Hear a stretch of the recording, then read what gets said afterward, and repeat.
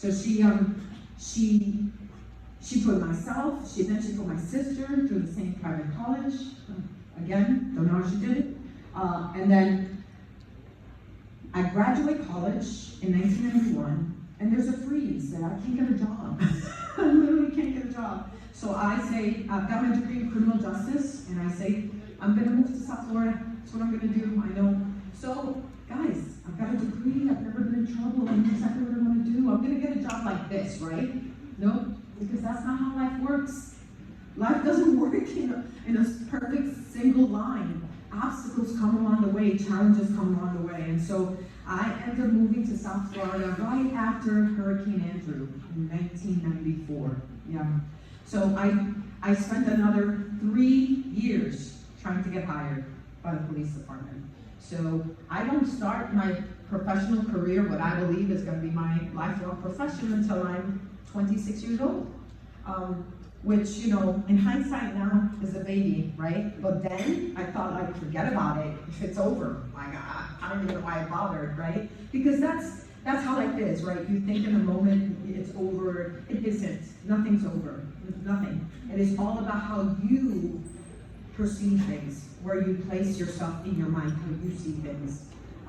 So with that said, I was so successful. I'm blessed now to look back at my career, right? I worked the road. I wanted to be a detective. I'm going to be a detective. I'm just going to do the road and something, become a detective. And then I get on the road and I'm like, man, this is fun. This is the best job ever.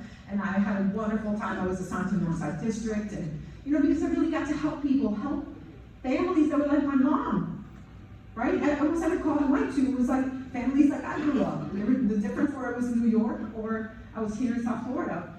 And I worked robbery intervention detail, and then eventually I did make it up to be a general investigation detective, and then I became a homicide detective, and I did that for 5 years, and I was a robbery detective, and then I got promoted to the rank of sergeant, and then I began to climb the ladder. For me, my biggest change was when I became a lieutenant, because then I realized that I wasn't necessarily a cop anymore so much as I was there for the troops. I had to let go of being on the road. I had to start to take care of the troops. And that was a big change for me.